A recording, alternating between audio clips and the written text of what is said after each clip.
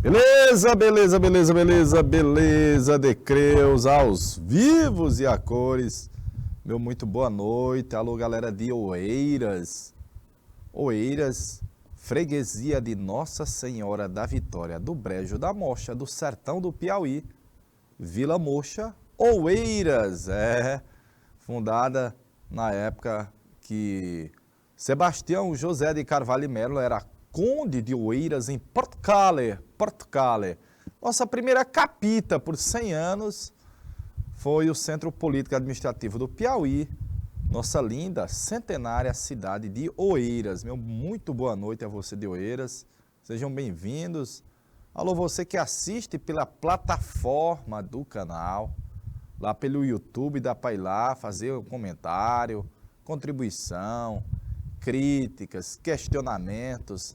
Estamos aqui a postos com a tia Claudene fazendo a parte de Libras, de boa na Lagoinha, rapaz, de boa na Lagoa. Vamos começar? Vamos começar? Vamos começar, tia? Vamos sim. Olha, galerinha, estamos no mês de setembro, é o Setembro Amarelo.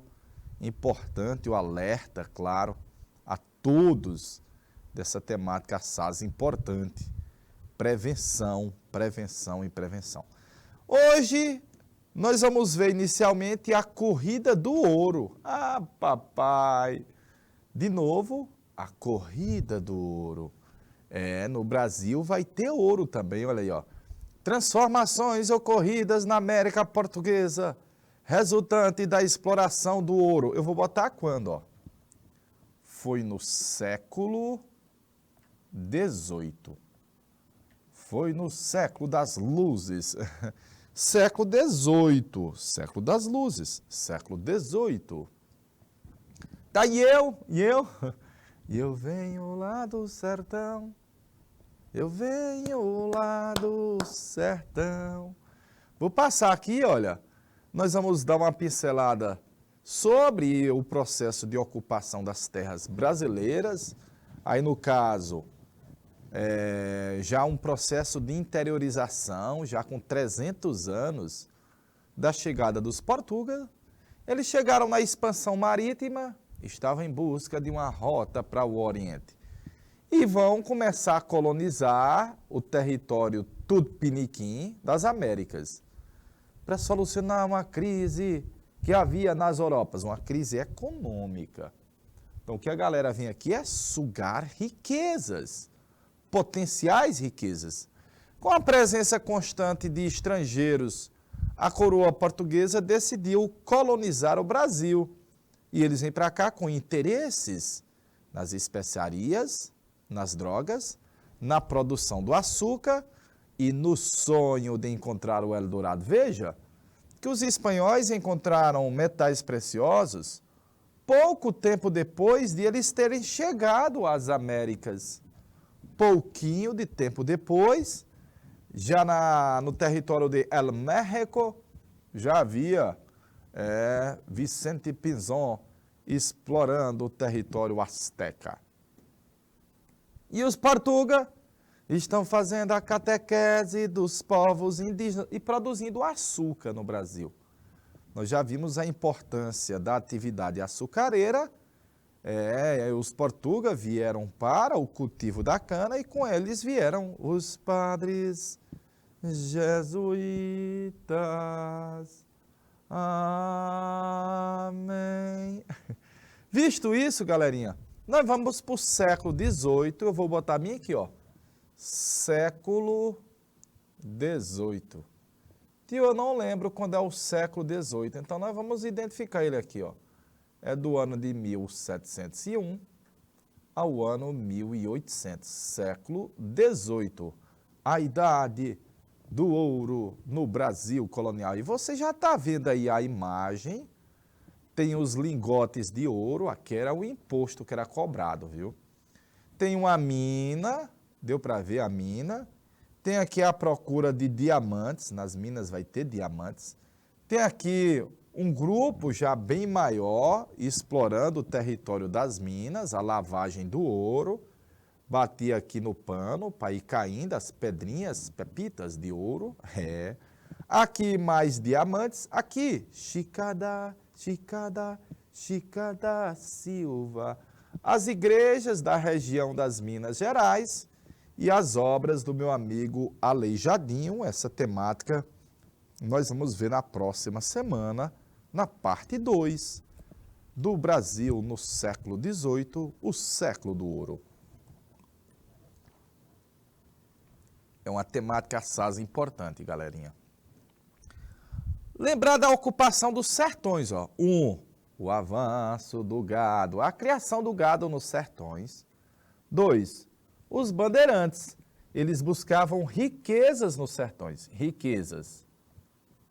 Índios que eram escravizados, já vimos essa temática. 2, a procura das drogas dos sertões, que eram uma espécie de new especiarias, novas especiarias, galerinha. E vão ser os bandes que vão descobrir o ouro nas minas. Mas antes, eles ainda faziam o famoso sertanismo de contrato. E finalmente foram os bandeirantes que descobriram o ouro. Oh, Minas Gerais. O bandeirismo, nesses vários, entre aspas, ciclos das bandeiras. Ciclos das bandeiras. Visto isso, não menos importante, a presença dos padres jesuítas nos sertões, geralmente os aldeamentos jesuíticos, as missões, as reduções, para converter os índios ao catolicismo. Olha aí, as especiarias, new especiarias, as drogas do sertão. Tio, eram drogas de verdade? Não. As drogas do sertão eram cacau, baunilha, resinas, produtos que na Europa tinham um mercado, eram produtos exóticos. Nas Europas tem um mercado certinho para eles, viu? Certinho. Mas além disso, para ocupar os sertões, ó. É a nossa atividade de hoje, ó. A descoberta do ouro na região das Minas. A mineração, aqui é principalmente o século XVIII, como nós já colocamos lá a data, perfeitinho. E por último, aos pouquinhos, com a ocupação do interior e ultrapassando o Tratado de Tordesilhas, Portugal e Portugal e Espanha, vão ter que substituir Tordesilhas. O mais famoso de todos os tratados vai ser o Tratado de Madrid. Então, tá aí alguns elementos importantes referentes à ocupação dessa terra tupiniquim feita pelos Portugal ao longo do tempo. Vários fatores levaram os portugueses a adentrar os sertões, notadamente a ocupação inicial resumia-se à região litorânea produtora de cana-de-açúcar. E você está vendo a procura de outras potenciais riquezas nos sertões. É o ouro. Ah, papai, a era do ouro no Brasil. De novo, a era do ouro no Brasil. Século XVIII, eu coloquei assim, olha, nós vivíamos uma crise do açúcar. Essa crise era principalmente devido à concorrência realizada pelos holandeses depois que eles foram expulsos do Brasil. E quem vai descobrir o ouro? Os bande. Com a crise do açúcar, passou-se a estimular a procura de riquezas dos sertões. E essa busca resultou na descoberta do ouro. Então, eu coloquei já aqui alguns destaques da mineração. Vai haver uma corrida do ouro, uma febre do ouro. Meio mundo de Portugal vão vir de lá para tentar sorte no Brasil. Meio mundo, muitos. E do Nordeste, que estava com a crise do açúcar, muitos senhores de engenho pegavam seus escravos e iam para a região das minas. A possibilidade de ascensão nas minas era maior do que agora no Nordeste, que está em crise, né? Em crise. Vai ajudar a ocupar os sertões, o interior. Minas Gerais não tem litoral. Então, é uma ocupação do interior, um surto urbano no interior, cidades das Minas, Vila Rica, Mariana, Sabará, Diamantina, e cria-se um mercado intestinal, mercado interno. Vai valer a pena você criar gado no Piauí, por exemplo, para ir vender para as Minas. Claro, você vai vender muito mais caro na região das Minas. E vamos transferir a capital de Salvador, Bahia. Transferimos do sal para o Rio de Janeiro, continua lindo. O Rio de Janeiro, fevereiro e março. Alô, alô, Realengo. Alô, torcida do Flamengo, aquele abraço, todo o povo da favela. Tio, vai transferir para o Rio por quê? Porque é mais perto das Minas, para aumentar a fiscalização. Fiscalização, você lembra dos impostos. O famoso imposto do quinto, 1/5, ou seja, 20% do ouro arrecadado era imposto, e depois a famigerada derrama, Senhor, derrama, Senhor, derrama. Vou passar a imagem, viu? Vamos para as minas do ouro. Destaque primeiro. Quem descobriu o ouro? Os Bandi. Quem descobriu o ouro? Os Bandi. Os Bandi de São Paulo. Tópico 2. A febre do ouro, que foi aquela corrida para as minas.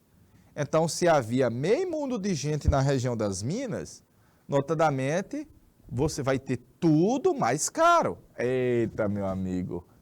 Pense no negócio que é caro, é garimpo, viu, galerinha?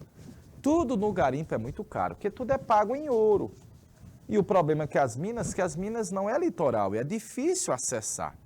Então, vai ter crise de abastecimento, inflação, fome. Vai ter caba que vai morrer de fome, tendo pepita de ouro na mão. Ixi, Maria! Por último, nós vamos ter, todo o garimpo é região de disputa. Mas nós vamos ter choque porque os bandeirantes paulistas, os primeiros a chegar às minas, queriam exclusividade, queriam exclusividade na exploração do ouro. E não aceitava a presença, notadamente, de estrangeiros. Eles vão chamar os estrangeiros de emboabas. E a coroa criou a superintendência, ou apenas intendência das minas. Foi o órgão fiscalizador de Portugal na região das Minas Gerais. De novo, o órgão fiscalizador de Portugal na região das Minas Gerais. Então, está aí os destaques iniciais, primeiros, a exploração do ouro nas minas. De boa? Fases da mineração. A primeira fase é uma fase, vamos dizer assim, de expansão da mineração. Depois o apogeu, aí, e depois a fase de decadência. Oh, derrota! Oh, derrota! Quem trabalhava nas minas? Quem trabalhava nas minas? Bom, nós vamos dividir aqui, ó. Primeiro, no início, muitas pessoas iam para as minas com o sonho de ficar rico. Ter a mineração mais simples, realizada no leito dos rios, usava a bateia, que é aquele prato côncavo que você bota o barro, a terra, água e fica jogando, que o ouro mais pesado fica lá embaixo. Então aqui você tem muitos trabalhadores livres, tentando a sorte. Mas, evidentemente, nas grandes lavras e na exploração dos diamantes, são os escravizados. Olha aí, ó, são os escravizados. Nas grandes lavras, nas grandes minas e na região de Diamantina, vamos ter mão de obra de escravizados. Então, mão de obra livre e mão de obra escravizada. De boa? De boa. na lagoa. Boa noite, Tira. Boa noite. Vou passar, olha aí um garimpo. Olha aí um garimpo, a fotografia de um garimpo na atualidade. Quem lembra, é uma fotografia reproduzindo o garimpo nas minas, viu? Quem lembra do filme Serra Pelada, lembra como era aquele formigueiro humano de pessoas tentando a sorte, de mortes, de luta, de briga. Toda a região de garimpo é uma região um tanto problemática. Galera. Tá aí a mão de obra nas minas, vai predominar a mão de obra de escravizados, você vê pelas imagens, de escravizados, de boa. E para a gente ver como é que a coroa portuguesa controlava, montou-se uma burocracia do Estado português, representado pela Superintendência ou Intendência das Minas.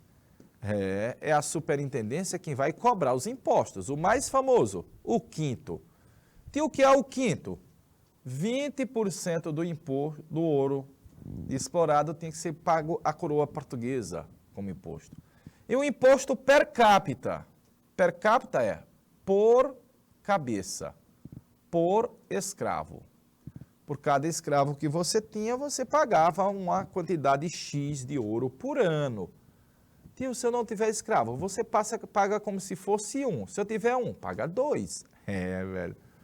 Os impostos foram criados e vão aumentar à medida que a região das minas vai diminuir a exploração do ouro.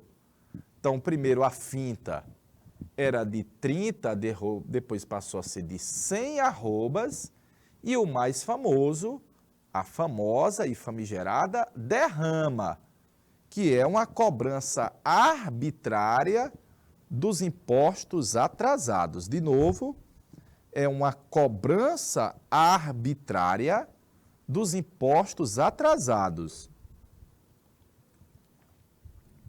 Lembrar que a região das minas tinha que pagar 100 arrobas de ouro ano, 1.500 quilos ano. Se não pagasse, derrama, Senhor, derrama. Aí a coroa portuguesa buscou fiscalizar mais ainda a região das minas, criando as chamadas casas de fundição. Todo o ouro encontrado nas minas tem que ser levado às casas de fundição para ser fundido, quintado, retirado o quinto e pagar o imposto correspondente. Era a ideia de evitar o contrabando, a sonegação fiscal. Evitar o contrabando, a sonegação fiscal. De boa? Meu rei, deixa R$1 aí na tela, por favor.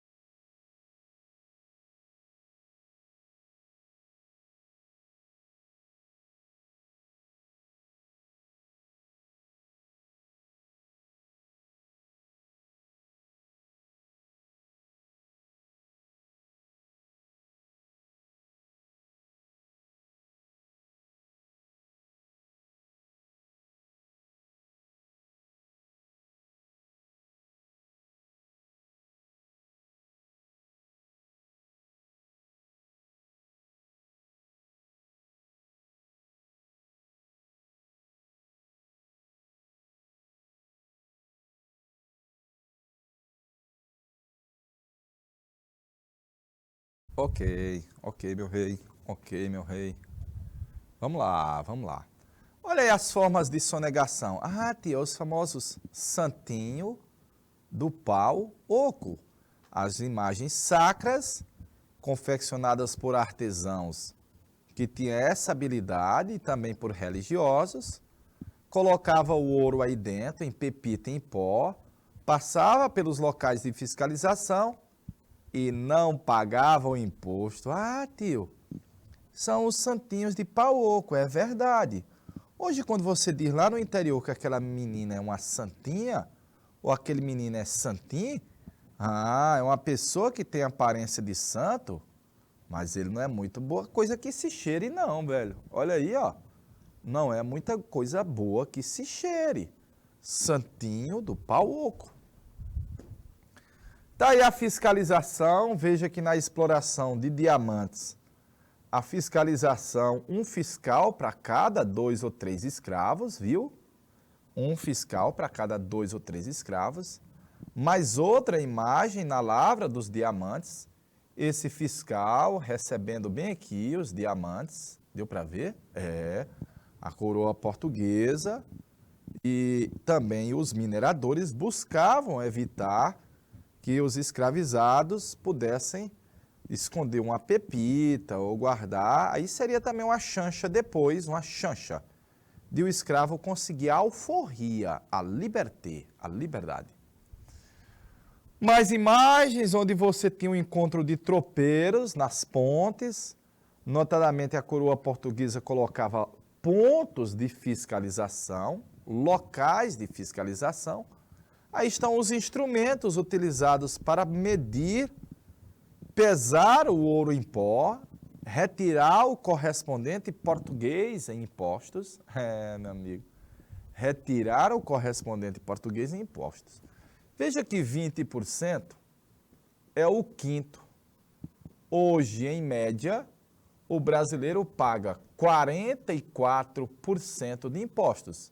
Mais de 2/5. Ah! Mais de 2/5. Quase ninguém reclama. Quase ninguém reclama, né? Vai ter revolta nas minas por causa do quinto. E hoje nós pagamos mais de 2/5. Nem só de ouro vive as minas. Além do ouro, diamantes. Ai! Era riqueza demais uma região só, né, não, galerinha? Além do ouro, diamante. Foi descoberto o diamante, provavelmente um padre da Igreja Católica descobriu a existência de diamantes, voltou para Portugal com a sacolinha cheinha e anunciou, olha, lá além de ouro tem diamantes. Era o Arraial do Tejuco, ou do Tijuco, que vai se transformar no Distrito Diamantino. A exploração primeira era livre, e com a exploração livre nós tínhamos 2 problemas. Primeiro que o preço caiu na Europa, devido à grande oferta, e segundo porque é meio complicado você quintar uma pedra de diamante. Aí a coroa portuguesa estabeleceu uma espécie de monopólio para que empresários recebessem o direito de explorar os diamantes em Diamantina, pagando um valor anual. O contratador mais famoso vai ser o João Fernandes de Oliveira. E aí, olha, o João Fernandes de Oliveira vai ser famoso por causa da Chica da Silva. Ou a Chica da Silva vai ser famosa por causa dele. Aí a coroa portuguesa mudou e disse, não, quem vai explorar os diamantes é o Estado. Negócio de ser uma figura aí, quem vai fazer é o governo. E fechou o distrito diamantino, o Arraial do Tijuco. Só entrava, só saía quem passasse pelo livro da capa verde. Ah, papai! Foi, meu amigo. Respeite e fiscalization da coroa portuguesa. Respeite, viu? Meu rei, deixa R$1 aí na tela, por favor.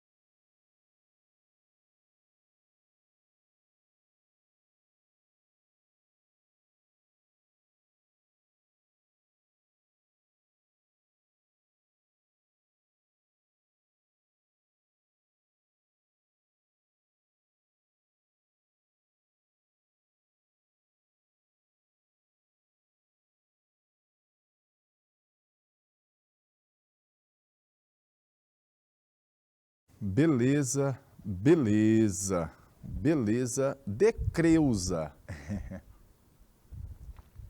Vamos passar. Tá aí a famosa Chica da Silva. Ela foi a amante do contratador João Fernandes de Oliveira. Era um homem muito rico que recebeu de Portugal o direito de explorar o ouro em Diamantina por 10 anos. Deu a ele esse privilégio, esse monopólio. Bacaninha, era muito, muito, muito rico. Aí você já está vendo que nós vamos ter transformações no Brasil. Notadamente, nós começamos a exploração com o açúcar e o pau-brasil. Deu para ver, ó? Açúcar e pau-brasil. Século XVII, os anos 1600. Ocupação dos sertões nordestinos, olha aí, ó. A criação do gado passa a ter uma importância.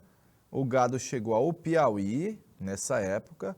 Do Vale Amazônico, do Vale Amazônico, com as drogas do sertão, mas continuava concentrada a riqueza no litoral, como já o era desde o século anterior, perfeitinho? E aí, a novidade do século XVIII é o ouro. E eu coloquei aqui, Minas dá um nó no Brasil. À medida que a mineração vai interligar as várias regiões, como você está vendo as vias de transporte interno. Ó.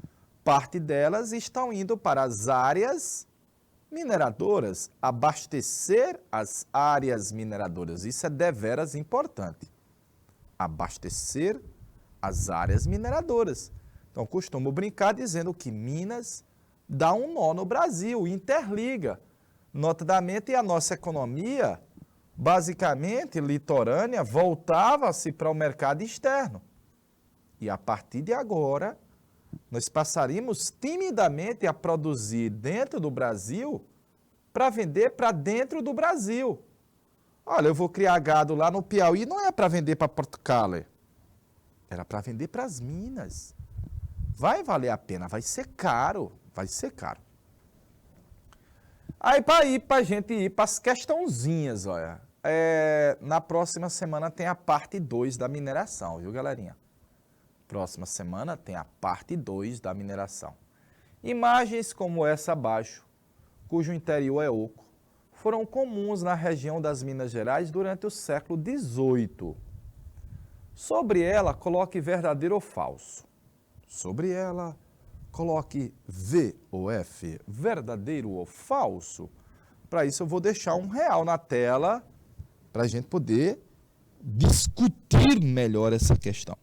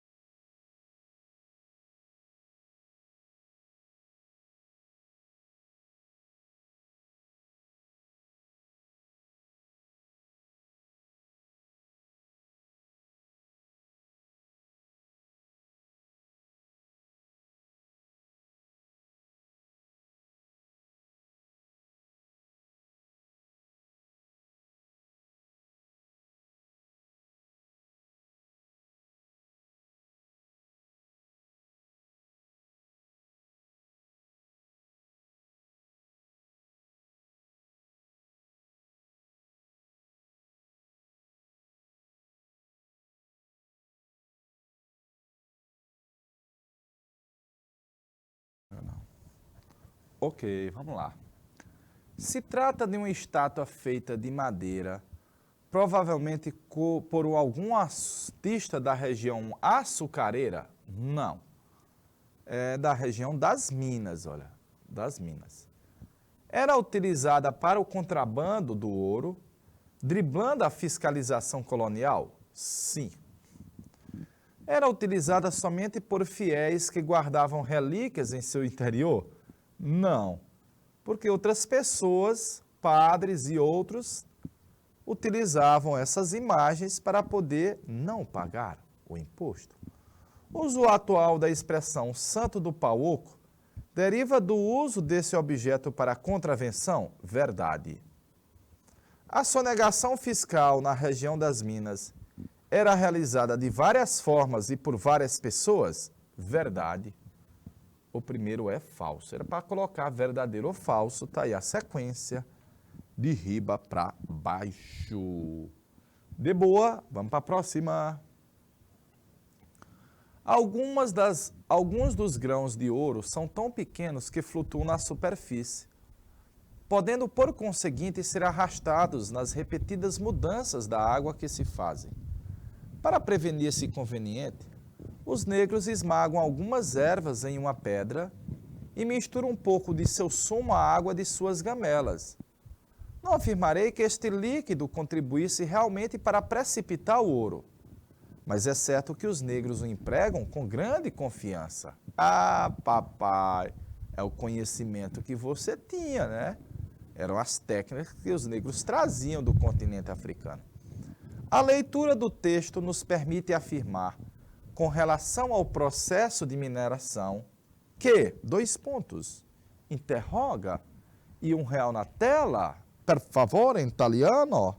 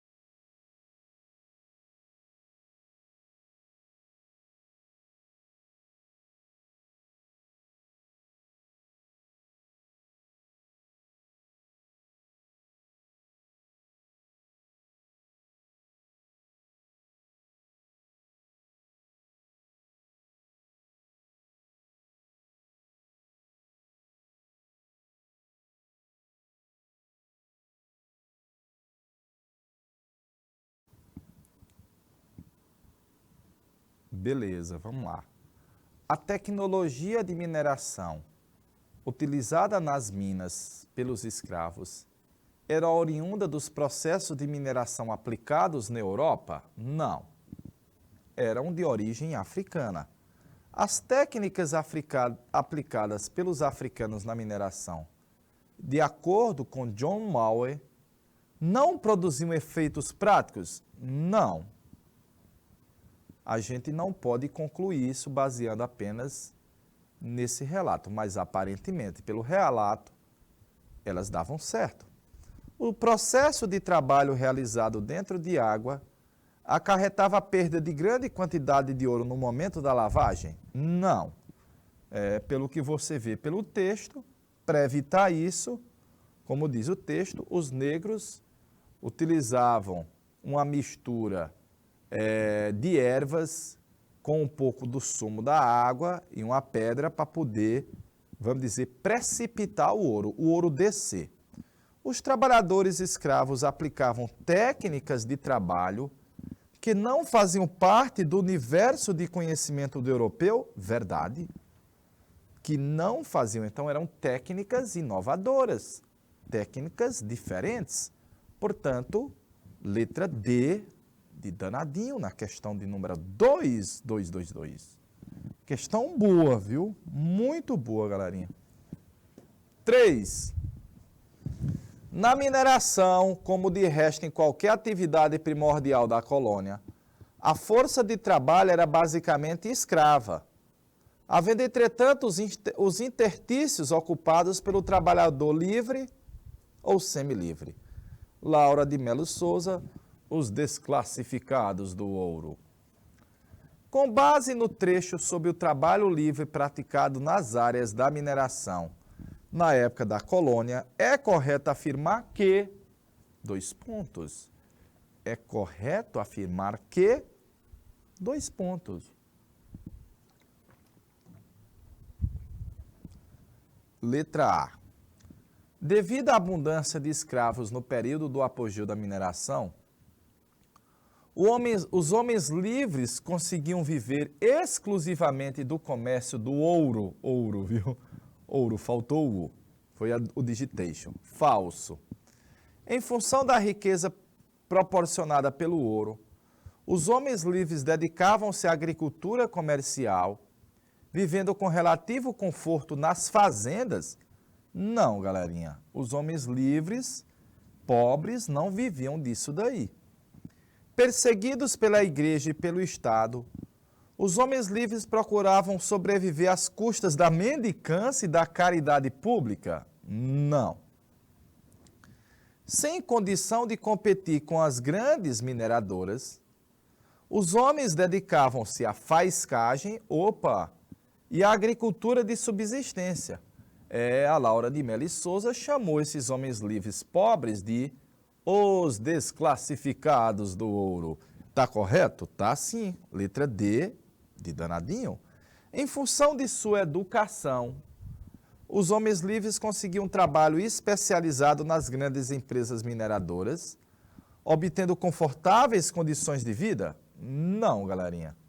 Aí a letra D, de danadinho, na questão da USCE, alternativa correta. Letra D de danadinho. Texto 1. Auge do comércio de gente. Auge do comércio de gente.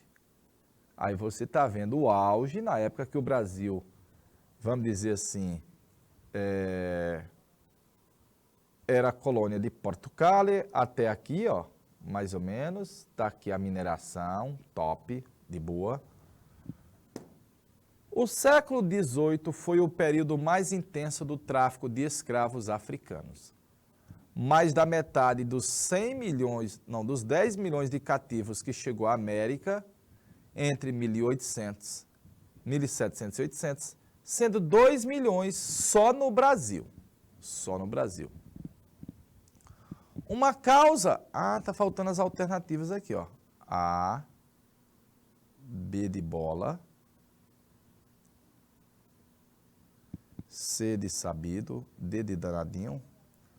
Uma causa para o aumento da chegada de escravizados durante o século XVIII e um fator responsável por sua queda a partir de 1850 estão em... Ixi, rapaz.